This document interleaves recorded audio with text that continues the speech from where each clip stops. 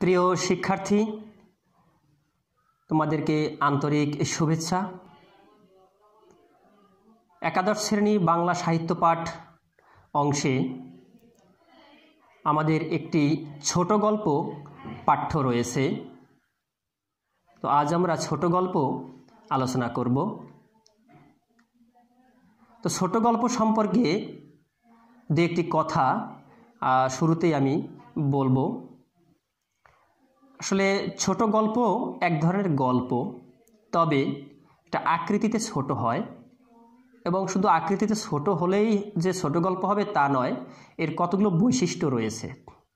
এবং এই ছোট গল্প সম্পর্কে সবচেয়ে গ্রহণযোগ্য একটি সংজ্ঞা রয়েছে বিশ্ববরেণ্য কবি এবং বাংলা ছোট গল্পের জনক রবীন্দ্রনাথ ঠাকুরের একটি কবিতার মধ্য দিয়েই।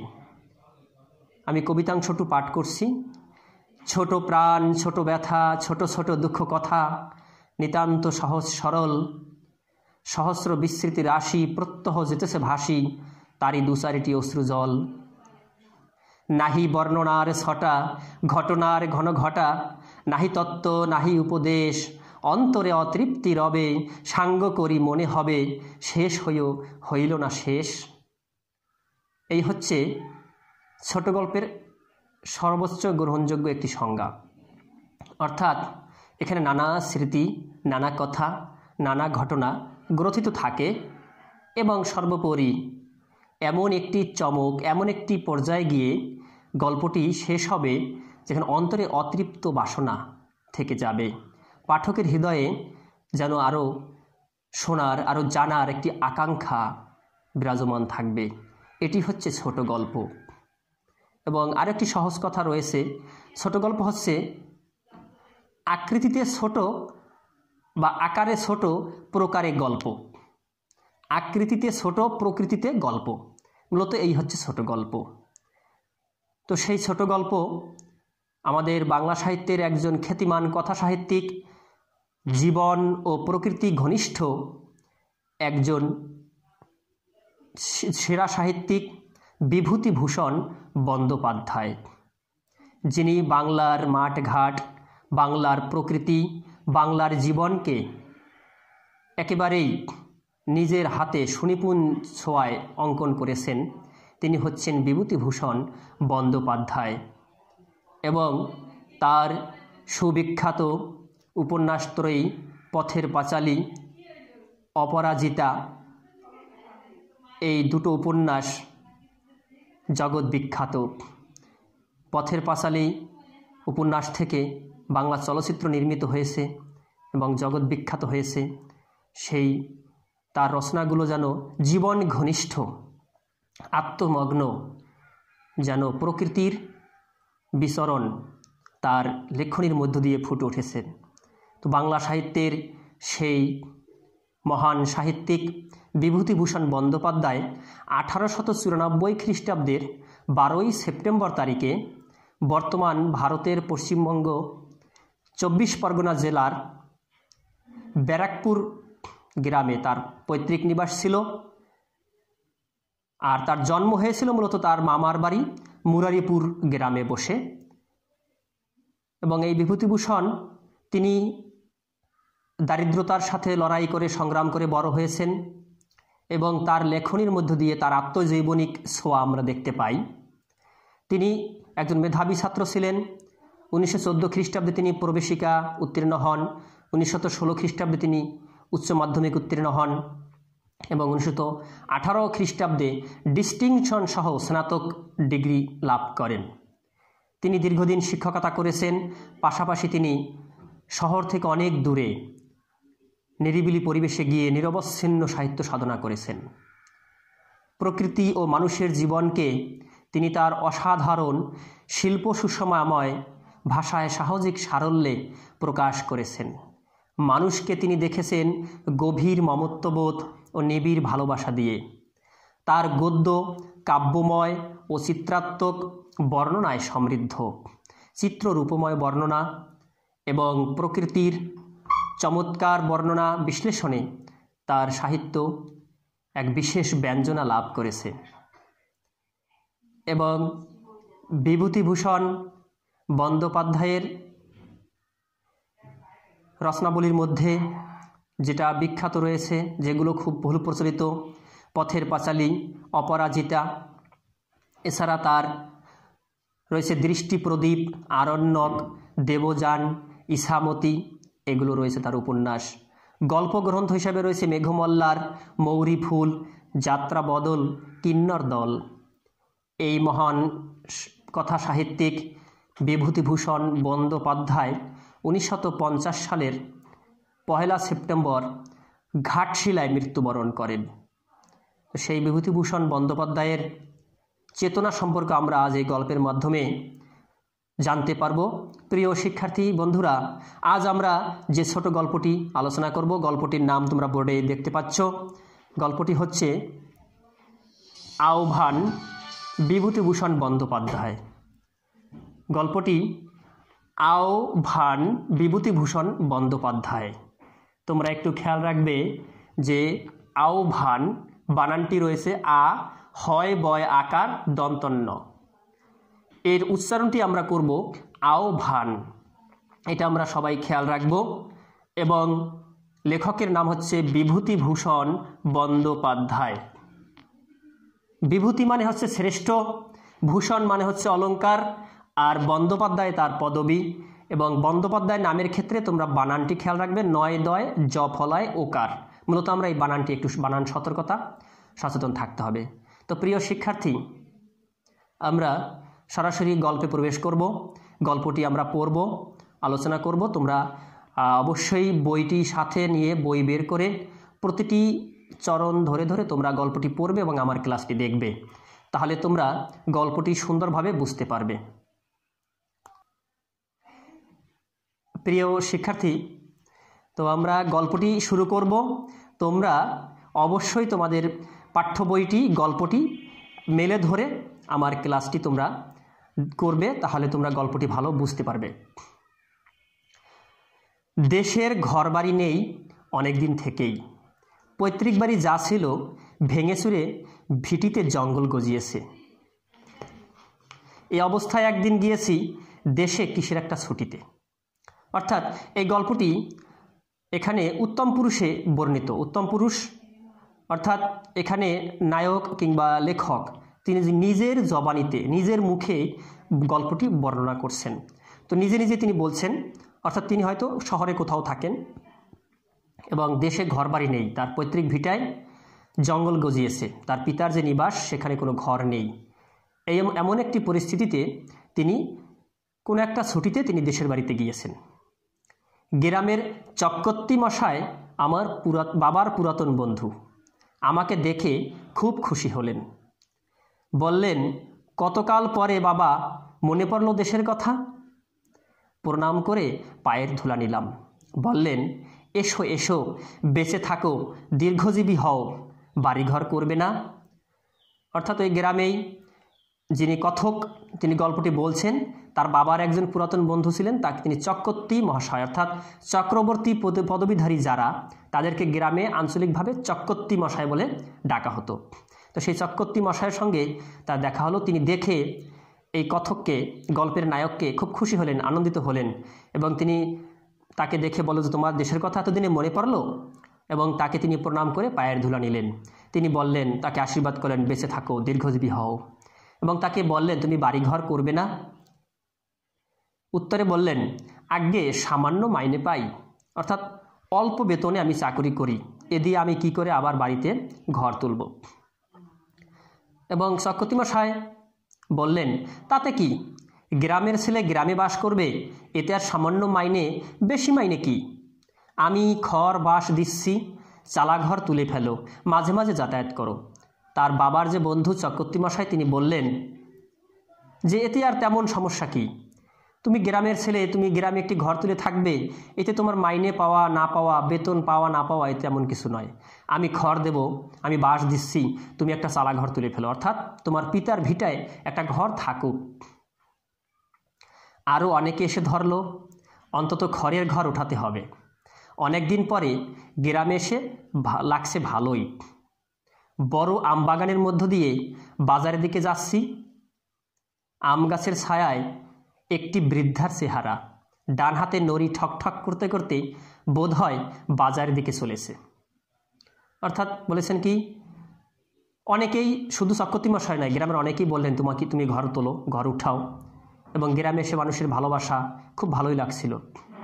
এবং বড় একটি আম বাগান আছে, তার মাঝখান দিয়ে বাজার দিকে যখন যাচ্ছিলাম তখন আম গাছের ছায়ায় একজন বৃদ্ধা, একজন নারীর সঙ্গে তিনি লাঠি ঠক ঠক করে তিনি বাজারের দিকে চলেছেন। তো বুড়িকে দেখে আমি তাড়িয়ে গেলাম, জিজ্ঞাসা করলাম কোথায় যাবে? বুড়ি উত্তরে বললেন, বাজারে বাবা। বুড়ি আমায় ভালো না দেখতে পেয়ে কিংবা না চিনতে পেরে ডান হাত উঁচিয়ে তালু আর ভাবে চোখের উপর ধরল, বলল, কি বাবা তুমি, চিনলাম না তো। অর্থাৎ বৃদ্ধ মানুষ ভালোভাবে দেখেন না, তখন তিনি হাত উঁচু করে, অর্থাৎ তালু উঁচু করে এভাবে তাকালেন। গ্রামের মানুষ কিংবা সাধারণ মানুষ এভাবে তাকিয়ে থাকেন। ডান হাত উঁচিয়ে তালু আড়াআড়িভাবে চোখের উপর ধরল এবং বলল, কি বাবা তুমি, চিনলাম না তো। অর্থাৎ এটাও কিন্তু আমাদের মনে রাখতে হবে, গল্পের একটি বর্ণনা, গল্পের একটি চিত্রপট, একটি দৃশ্য বর্ণনা। আমাদের কাছে এই কথাটি মনে পড়ার পরে মনে হবে আমার আশেপাশে কোনো এক বৃদ্ধা এরকম হাঁটছেন, কিংবা তিনি কাউকে জিজ্ঞাসা করছেন, কোনো এক আগন্তুককে। ঠিক তেমনি এখানে গল্পকার বিভূতিভূষণ বন্দ্যোপাধ্যায় একটি চিত্রাত্মক বর্ণনা দিয়েছেন। তখন উত্তরে বললেন, চিনবে না, আমি অনেকদিন গায়ে আসিনি। তা হবে বাবা, আমি আগে তো এপাড়া ওপাড়া যাতাম আসতাম না, তিনি থাকতেই অভাব ছিল না কোনো জিনিসের, গোলা ভরা ধান, গোয়াল ভরা গরু। এই যে তিনি থাকতে, অর্থাৎ এই যে বৃদ্ধা, তিনি বিধবা, তার স্বামী মারা গিয়েছেন, তাই তিনি বলেছেন তিনি থাকতে মানে স্বামী থাকতে। আগের দিনে মানুষ স্বামীর নাম করতে নাই, স্বামীর নাম, ভাসুরের নাম মুখে নিতেন না। তৎকালীন একটা সমাজের একটা রূপও এখানে ফুটে উঠেছে। তাই বলেছেন তিনি থাকতে আমার কোনো অভাব ছিল না, কোনো জিনিসের আমার অভাব ছিল না। আমি তখন এপাড়া ওপাড়া কোথাও বেরোতাম না, আমি যেতাম না কোথাও। আমার গোলা ভরা ধান ছিল এবং গোয়াল ভরা গরু ছিল। এরপরে বুড়ি বললেন, তোমাকে তো চিনতে পারলাম না বুড়ি। অর্থাৎ কথক বললেন, তোমাকে তো চিনতে পারলাম না বুড়ি। তখন তিনি আবার উত্তর করলেন, বুড়ি, আমার তো তেনার নাম করতে নেই বাবা, করাতের কাজ করতেন। অর্থাৎ তেনার মানে স্বামীর নাম বলতে নেই, তখন নিষিদ্ধ ছিল। তিনি কি করতেন, একজন করাতের কাজ করতেন, অর্থাৎ করাতি ছিলেন। তার স্বামী ছিলেন একজন করাতি। বললাম, তোমার ছেলে আছে? কথক জিজ্ঞাসা করলেন। উত্তরে বৃদ্ধা বললেন, কেউ নেই বাবা, কেউ নেই। এক নাত জামাই আছে, সে তো মোরে ভাত দেয় না, আমার বড্ড কষ্ট, ভাত জোটে না সব দিন। একজন নাতি জামাই আছে, ভাত সে আমাকে খাবার দেয় না, আমি অনেক কষ্টে দিনাতিপাত করি, আমার ভাত প্রতিদিন জোটেও না। বুড়িকে পকেট থেকে কিছু পয়সা বার করে দিলাম। কথক কিছু পয়সা তাকে দিলেন।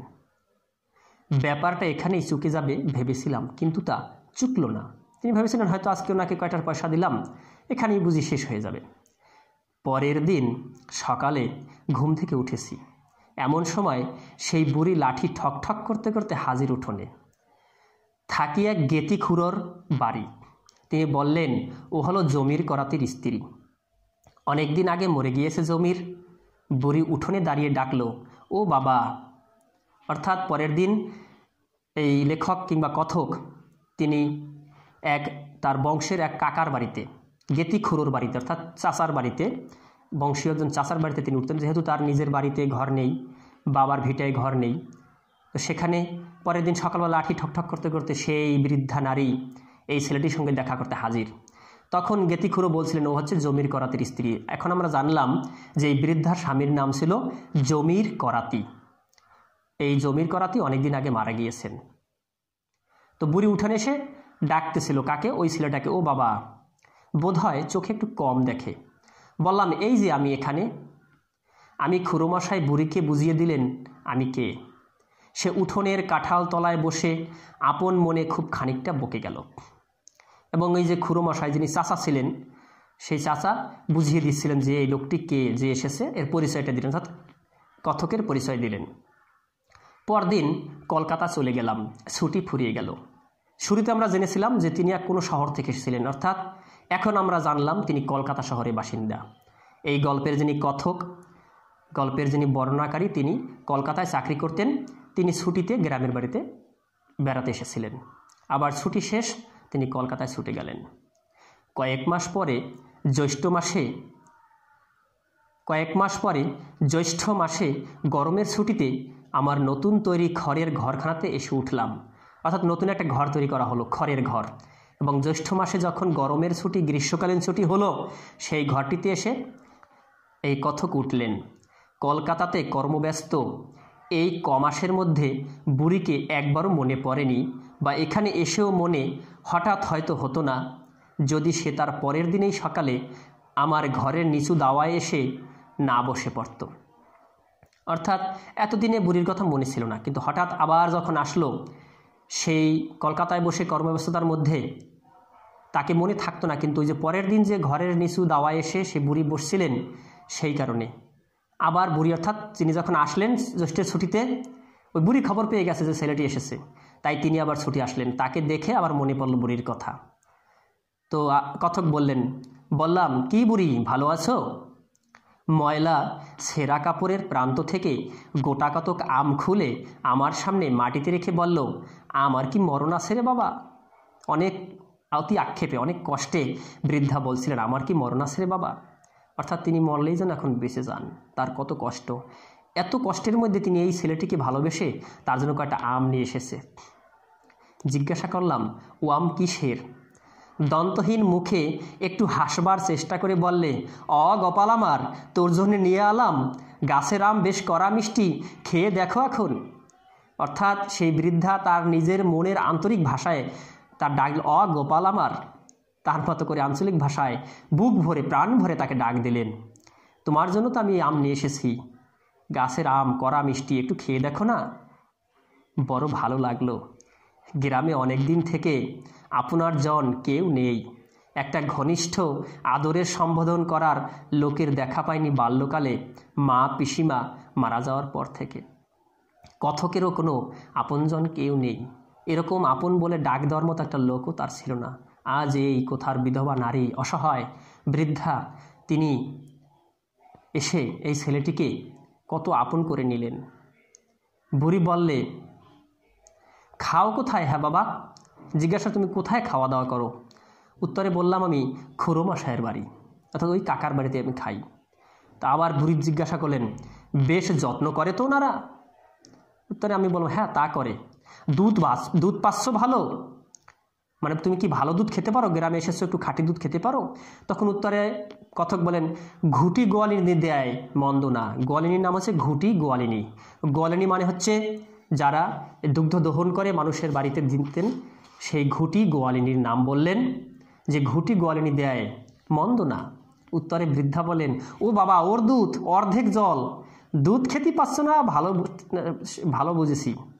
অর্থাৎ ওই ঘুটি গোয়ালিনী হলো দুধের মধ্যে অর্ধেকই দেয় জল, তুমি তো তাহলে ভালো দুধ খেতে পাচ্ছ না, এটা আমি বুঝতে পারলাম। পরদিন সকাল হয়েছে সবে, বুড়ি দেখি উঠোনে এসে ডাকছে, গোপাল। বিছানা ছেড়ে বলে উঠে বসলাম। বললাম, আরে এত সকালে কি মনে করে, হাতে কি? বৃদ্ধা হাতের নড়ি আমার দাওয়ায়ের গায়ে ঠেস দিয়ে রেখে বলল, এক ঘটি দুধ আনলাম তোর জন্যে। সে কি, দুধ পেলে কোথায় এত সকালে? দেখো, সেই বৃদ্ধা অসহায়, সে জেনেছে যে এই ছেলেটির নাম কি, তাহলে আমরা জানছি গোপাল, এই ছেলেটির নাম হচ্ছে গোপাল। আর অন্যদিকে তিনি হচ্ছেন জমির করাতের স্ত্রী। তোমরা নিজেরাই বুঝতে পারছো, দুইজন কিন্তু দুই ধর্মের। একজন হচ্ছেন ইসলাম ধর্মাবলম্বী জমির করাতি, তার স্ত্রী বিধবা নারী, জমির করাতির স্ত্রী বৃদ্ধা, আর এদিক হচ্ছে গোপাল। তো দুইজন দুই ধর্মের, কিন্তু কত আপন, কত মনের প্রাণের ডাক, কত সুন্দর করে তাকে ভালোবেসেছেন। এবং সে যে ঘুটি গোয়ালিনী দুধ খায় সেটা জল মেশানো, তাই তিনি তার জন্য খাঁটি দুধ নিয়ে এসেছেন পরের দিন খুব ভোরবেলা। তাই তিনি জিজ্ঞাসা করলেন, সে কি, দুধ পেলে কোথায় এত সকালে? উত্তরে বৃদ্ধা বললেন, আমায় মা বলে ডাকে ওই হাজরা বেটার বউ, তারও কেউ নেই, মোর চালাঘরের পাশে ওর চালাঘর। কাল রাত্রিরে বলে রেখে দিয়েছিলাম, বলি বউ আমার, গোপাল দুধ খেতে পায় না, তাই আজ ভোরে উঠে আমায় ডাকছে, মা ওঠো, তোমার গোপালের জন্যই দুধ নিয়ে যাও। অর্থাৎ এখানে ওই বৃদ্ধা যেখানে থাকেন, বৃদ্ধা তো একা থাকেন, তো তার ঘরের সাথে একটু চালা ঘরে করে আর একটা বউ থাকে, হাজরা বেটার বউ তার নাম, মনে রাখবে। তো হাজরা বেটার বউ, তা সেও অসহায়, তো ওই বৃদ্ধা, ওই বিধবার জমির করাতে স্ত্রীর ঘরের সাথে একটা চালা দিয়ে সে থাকে। তো সে হাজরা বেটার বউকে বলে আজকে জমির করাতির স্ত্রী এই গোপালের জন্য দুধ নিয়ে এসেছে। যে আমার গোপাল ভালো দুধ খেতে পায় না, তুমি তার জন্য দুধ দিও। সেজন্য সে হাজরা বেটার বউ কাছ থেকে বলে সে দুধ নিয়ে এসেছে।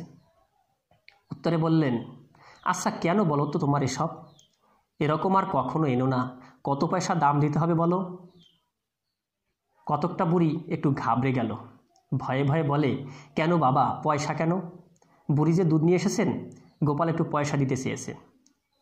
তখন বুড়ি কিন্তু বিব্রত বোধ করলো এবং তিনি আবার বলেন, পয়সা না তো তুমি দুধ পাবে কোথায়? যদি আমি পয়সা না দিই তুমি দুধ কোথায় পাবে? তারপর উত্তরে বৃদ্ধা বলেন, ওই যে বললাম বাবা, আমার মেয়ের বাড়ি থেকে।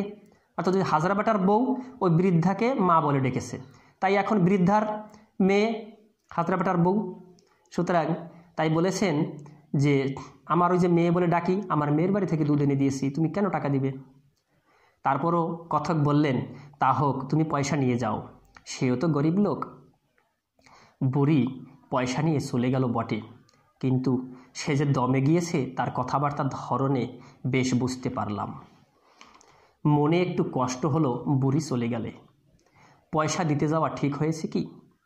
বুড়ির কীরকম হয়তো মনে পড়ে গিয়েছে আমার উপর, স্নেহের দান এমন করা ঠিক হয়নি।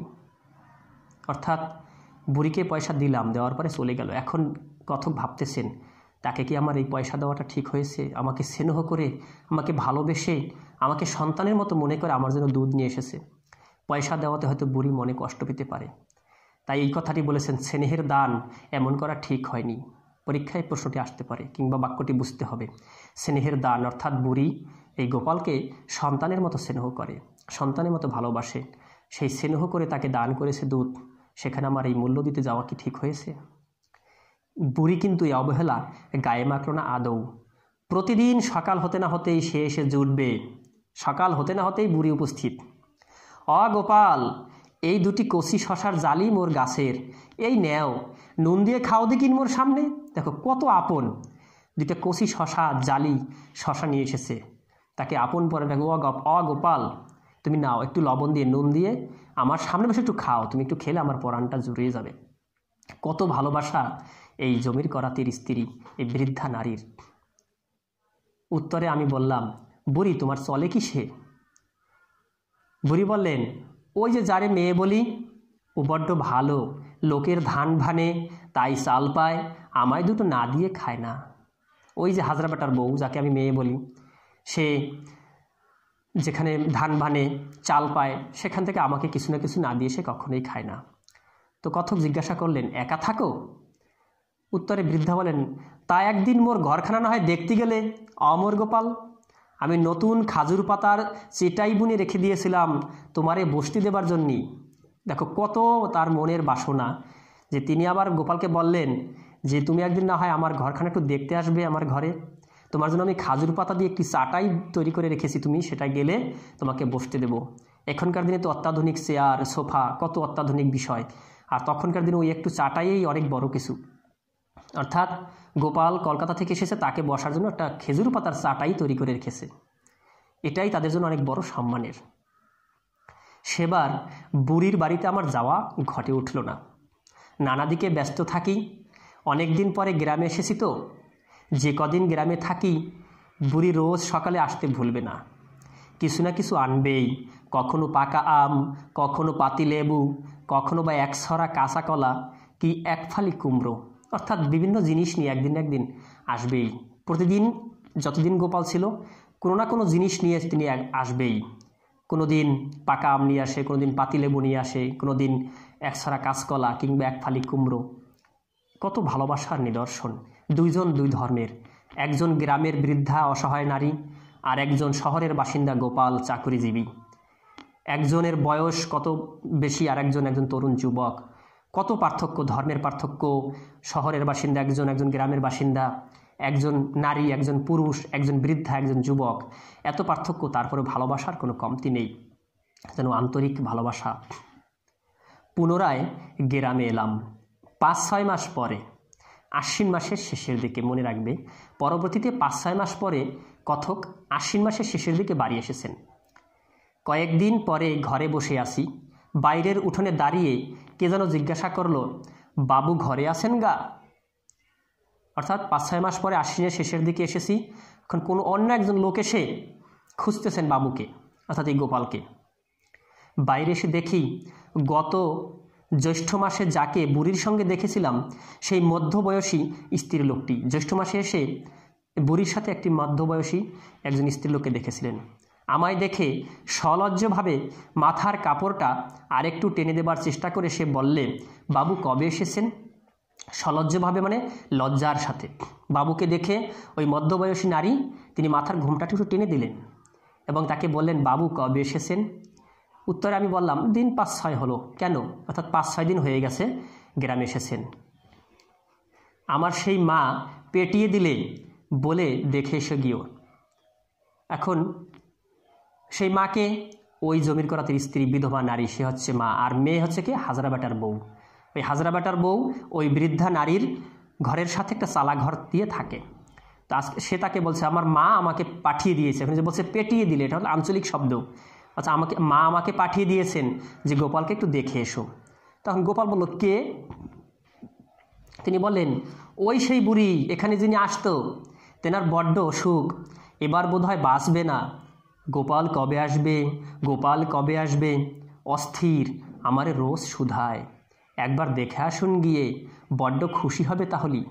অর্থাৎ হাজরা বেটার বউ, সে মধ্যবয়সী নারী, তিনি বললেন যে বুড়ি যেই খবর পেয়েছেন আপনাকে একটু দেখে আসতে বলেছেন, এবং তিনি একটু পর পরেই বলেন যে গোপাল কবে আসবে, গোপাল কবে আসবে। তিনি একটু অসুস্থ, তেনার বড্ড অসুখ, বৃদ্ধা অসুস্থ হয়ে পড়েছেন, তিনি মনে হয় বাঁচবেন না, তাই তাকে আপনি একটু দেখতে চলুন।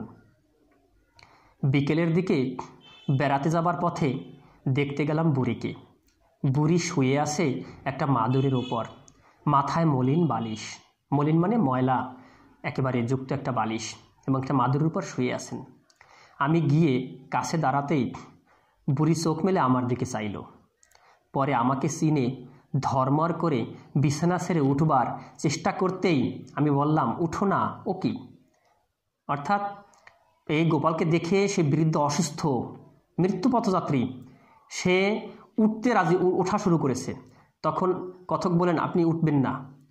বুড়ি আহ্লাদে আটখানা হয়ে বলল, ভালো আছো অমর গোপাল?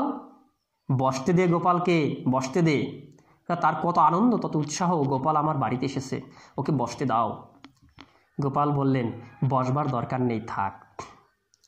গোপালেরে ওই খাজুরের চটখানা পেতে দে।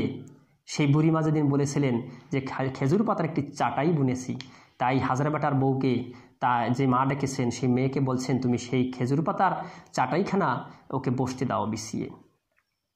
পরে ঠিক যেন আপনার মা কি পিসিমার মতো অনুযোগের সুরে বলতে লাগলো, তোর জন্যই খাজুরের চাটাইখানা কতদিন আগে বুনে রাখলাম, ওখানা পুরনো হয়ে ভেঙে যাচ্ছে, তুই একদিনও এলি না গোপাল, অসুখ হয়েছে তাও দেখতে এলি না।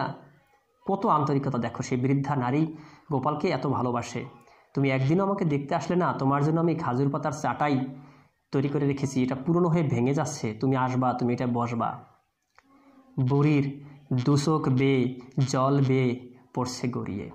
আমায় বলল, গোপাল যদি মরি আমার কাফনের কাপড় তুই কিনে দিস। অর্থাৎ এই বুড়ির এই ধরা, এই পৃথিবীতে কেউ নেই, আপন বলতে কেউ নেই। গোপাল কিন্তু হিন্দু আর বুড়ি কিন্তু মুসলিম। বুড়ি গোপালকে বললেন, হে গোপাল, আমি যদি মারা যাই তুই আমাকে কাফনের কাপড়টা কিনে দিস।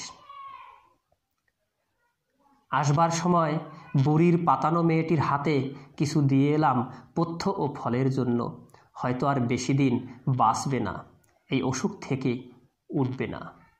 অর্থাৎ গোপাল যখন ফিরল, আসার সময় তার যে পাতানো মেয়েটি, ডাকা মেয়েটি, সেই হাজরা বেটার বউয়ের কাছে কিছু পয়সা দিয়ে এসেছে ওষুধপত্র খাওয়ার জন্য এবং ফল খাওয়ার জন্য। বুড়ি কিন্তু সে যাত্রা সেরে উঠল। ওইবারে বুড়ি মোটামুটি ভালো হয়েছিল। বছরখানেক আর গ্রামে যায়নি, 1 বছরের মতো হয়ে গেল গ্রামে যাওয়া হয়নি। বোধ হয় 1.5 বছরও হতে পারে, 1.5 বছরের মতো হবে আনুমানিক। একবার শরতের ছুটির পর, তখনও 2 দিন ছুটি হাতে আছে, গ্রামেই গেলাম এই 2 দিন কাটাতে। 2 দিন ছুটি পেয়েছি মাত্র, সেই 2 দিন ছুটি কাটাতে আমি গ্রামে চলে গেলাম। গ্রামে ঢুকতেই প্রথমে দেখা পরশু সর্দারের বউ দিগম্বরীর সঙ্গে। মনে রাখতে হবে, যখন শেষবারে আসলেন গোপাল গ্রামে, প্রথমেই দেখা হয়েছিল পরশু সর্দার নামে একজন ব্যক্তি ছিলেন, তার স্ত্রী দিগম্বরী তার নাম। দিগম্বরীর সঙ্গে দেখা হলো। দিগম্বরী অবাক হয়ে বলে, ওমা, আজই তুমি এলে? সে বুড়ি যে কাল রাতে মারা গিয়েছে। তোমার নাম করলো বড্ড, ওর সেই পাতানো মেয়ে আজ সকালে বলছিল। অর্থাৎ কি, এমন দিনেই মাত্র 2 দিন ছুটি, 2 দিন ছুটিতে গোপাল কখনো বাড়ি আসে না। এইবার তিনি 2 দিন ছুটি পেয়েছে, হঠাৎ তিনি বাড়ি আসলেন। পথে গ্রামে ঢুকতেই দিগম্বরীর সঙ্গে দেখা। দিগম্বরী বললেন, ওমা, এত অবাক ঘটনা, তুমি আজই এলে? এই রাতেই তো মারা গেল তোমার সেই প্রিয় বুড়ি মা, এবং মরার সময় তোমার খুব নাম বলেছে, তোমাকে খুব ডেকেছে। সেই পাতানো মেয়েটি সকালে আমাকে বলতেছিল। গোপাল বললেন, আমি এসেছি শুনে বুড়ির নাত জামাই দেখা করতে এলো। বুড়ির যে নাত জামাই ছিল তিনি দেখা করতে আসলো এই গোপালের সঙ্গে। আবার মনে পড়ল, বুড়ি বলেছিল সেই একদিন আমি মরে গেলে তুই কাফনের কাপড় কিনে দিস বাবা। তো সেই বুড়ির যে মনের বাসনা, তিনি যে বলেছিলেন যে আমি মারা গেলে তুমি কাফনের কাপড় কিনে দিও, মনে হয় সেজন্যই, সেই ডাকেই আজকে গোপাল আন্দাজে এসেছে। এসে দেখলো আজ রাতেই বুড়ি মারা গিয়েছে। ওর স্নেহাতুর আত্মা বহুদূর থেকে আমায় আহ্বান করে এনেছে। এই লাইনটি গুরুত্বপূর্ণ একটি লাইন। ওর স্নেহাতুর আত্মা বহুদূর থেকে আমায় আহ্বান করে এনেছে। অর্থাৎ সেই বৃদ্ধ নারীর আত্মা যে স্নেহ করত গোপালকে, কত ভালোবাসত, তার আত্মাই হয়তো আমাকে আজকে আহ্বান করে এখানে নিয়ে এসেছে। এই আহ্বানেই কিন্তু এই গল্পের নাম, আহ্বান। সে গোপাল, এদিকে বৃদ্ধা নারী জমির করাতের স্ত্রী, দুইজন দুই জগতের বাসিন্দা। একজন শহরে থাকেন, একজন গ্রামে থাকেন। একজন নারী আর একজন পুরুষ, একজন বৃদ্ধ আর একজন তরুণ যুবক। অন্যদিকে বড় পার্থক্য হলো ধর্মের পার্থক্য। জমির করাতের স্ত্রী ইসলাম ধর্মাবলম্বী আর গোপাল সনাতন ধর্মাবলম্বী। তা সত্ত্বেও আজকে যেন সেই বৃদ্ধা নারীর মনের বাসনা, মনের সেই ইচ্ছা পূরণার্থেই যেন আজকে তার স্নেহাতুর আত্মাই আমাকে এত দূর থেকে আহ্বান করে এখানে ডেকে এনেছে। আমার মন হয়তো ওর ডাক এবার আর তাচ্ছিল্য করতে পারেনি।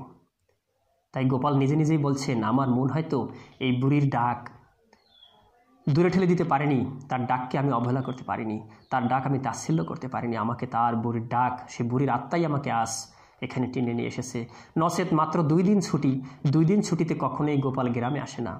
আজ তিনি হঠাৎ এসেছেন, কিন্তু এসেই তিনি সেই বুড়ির মৃত্যু সংবাদটি শুনতে পারলেন এবং তার মনে পড়ল, বুড়ি একদিন বলেছিল, আমার কাফনের কাপড় কিনে দিস বাবা।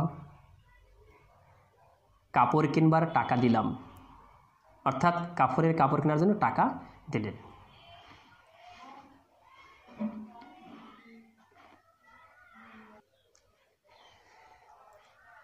তো এরপরে সেই বৃদ্ধা নারীর অন্তরাত্মার ডাকেই তিনি হয়তো ফিরে এসেছেন গ্রামের বাড়িতে। তাই কাফনের কাপড় কেনার জন্য গোপাল টাকা দিলেন এবং নাথ জামাই বলে গেল, মাটি দেওয়ার সময় একবার যাবেন বাবু, বেলা 12টা আন্দাজ যাবেন। শরতের কটুতিক্ত গন্ধ ওঠা বনঝোপ ও মাকাল লতা দোলানো একটা প্রাচীন তিত্তিরাজ গাছের তলায় বৃদ্ধাকে কবর দেওয়া হচ্ছে। আমি গিয়ে বসলাম। আব্দুল, শুকুর মিয়া, নসর, আমাদের সঙ্গে পড়তো আবেদ আলী, তার ছেলে গনি, এরা সকলে গাছের ছায়ায় বসে। শরৎকালের কটুতিক্ত গন্ধ ওঠা একটা বনের ঝোপের মধ্যে মাকাল লতা দোলানো একটা প্রাচীন তিত্তিরাজ গাছ, তার তলায় বৃদ্ধাকে কবর দেওয়া হচ্ছিল। সেখানে গোপাল গেলেন। সেখানে দেখলেন আব্দুল আছে, শুকুর মিয়া আছে, নসর আছে এবং তাদের সহপাঠী আবেদ আলীও আছে, তার ছেলে গনিও আছে। প্রবীণ, এর মধ্যে সবচেয়ে প্রবীণ ছিলেন শুকুর মিয়া। প্রবীণ শুকুর মিয়া আমায় দেখে বলল, এই যে বাবা এসো, বুড়ির মাটি দেওয়ার দিন তুমি কনে থেকে এলে? তুমি তো জানতে না, তোমায় যে বড্ড ভালোবাসতো বুড়ি। সবচেয়ে যে গ্রামের বৃদ্ধ ব্যক্তি শুকুর মিয়া বললেন, তুমি ভালো সময় এসেছো, তুমি কোথা থেকে এসেছো? এই বুড়ি তোমাকে খুব ভালোবাসতো। দুজন জোয়ান ছেলে কবর খুঁড়ছে। কবর দেওয়ার পর সকলে এক এক কোদাল মাটি দিল কবরের উপর। শুকুর মিয়া বলল, দেও বাবা, তুমিও দেও। অর্থাৎ সবাই কবরে মাটি দিচ্ছিল। তখন বৃদ্ধ শুকুর মিয়া তিনি বলছিলেন গোপালকে, বাবা তুমিও একটু কবর দাও, তুমিও মাটি কোদাল দিয়ে মাটি দাও। দিলাম 1 কোদাল মাটি। সঙ্গে সঙ্গে মনে হলো ও বেঁচে থাকলে বলে উঠত, অমর গোপাল। এখানেই আমাদের ছোট গল্পটি সমাপ্ত হয়েছে। অর্থাৎ এখানেও কিন্তু একটা আমাদের অতিরিক্ত বাসনা, এরপরে কি হতে পারে, এরপরে আরও কি ঘটতে পারত, এরকম একটা শেষ হইয়া হইল না শেষ পরিবেশ বিরাজমান। সুতরাং এই গল্পটিতে আহ্বান নামকরণ, এখানে গোপালকে সেই বৃদ্ধা নারীর প্রতি ভালোবাসা, আন্তরিকতা, প্রাণের টান, সেই সুদূর কলকাতা থেকে তাকে গ্রামে অন্তরাত্মা, তার স্নেহাতুর আত্মা তাকে ডেকে নিয়ে এসেছে এবং সেই স্নেহাতুর আত্মার ডাক তিনি যেন তাচ্ছিল্য করতে পারেনি, তাই তিনি আজ চলে এসেছেন সেই বুড়ির অন্তরাত্মার আহ্বানে সাড়া দিতে আজ এই গ্রামে। এবং এমনই দিনে আসলেন যেদিন রাতেই বৃদ্ধা মারা গিয়েছিল এবং সেই বৃদ্ধার মনের ইচ্ছা মোতাবেক তিনি তাকে কাফনের কাপড় কিনে দিলেন, এমনকি কবর দেওয়ার সময় গেলেন এবং গ্রামবাসীর অনুরোধে এক কোদাল মাটিও তিনি দিলেন কবরে। এখানেই জাতি, ধর্ম, বর্ণ নির্বিশেষে সব কিছুর ঊর্ধ্বে মানবতা, মনুষ্যত্ব, সবার পরিচয়, বড় পরিচয় হচ্ছে মানুষ। সেই মানবতার শ্রেষ্ঠ কথাগুলো এই গল্পের মধ্য দিয়ে ফুটে উঠেছে এবং আহ্বান অর্থাৎ সেই ডাক, মানুষের প্রতি মানুষের যে আহ্বান, মানুষের যে ভালোবাসার ডাক, সেই আহ্বানের মধ্য দিয়েই এই বিভূতিভূষণ বন্দ্যোপাধ্যায় চমৎকারভাবে সুনিপুণ হাতের ছোঁয়ায় এই আহ্বান ছোট গল্পটি রচনা করেছেন। তো তোমরা সকলে গল্পটি ভালোভাবে পড়বে এবং যেখানে না বুঝবে আমাকে তোমরা পরবর্তীতে জিজ্ঞাসা করবে কিংবা কমেন্ট করে তোমরা জানাবে, তাহলে আমি তোমাদের জন্য সেগুলো জানাবো। তো প্রিয় শিক্ষার্থী, তোমাদের প্রত্যেকের জন্য শুভকামনা, তোমরা ভালো থাকবে, স্বাস্থ্যবিধি মেনে চলবে, তোমাদের সকলে সবাইকে নিয়ে সুন্দরভাবে জীবনযাপন করবে। পরম করুণাময় মহান সৃষ্টিকর্তার কাছে এই প্রার্থনা জানাই। ধন্যবাদ।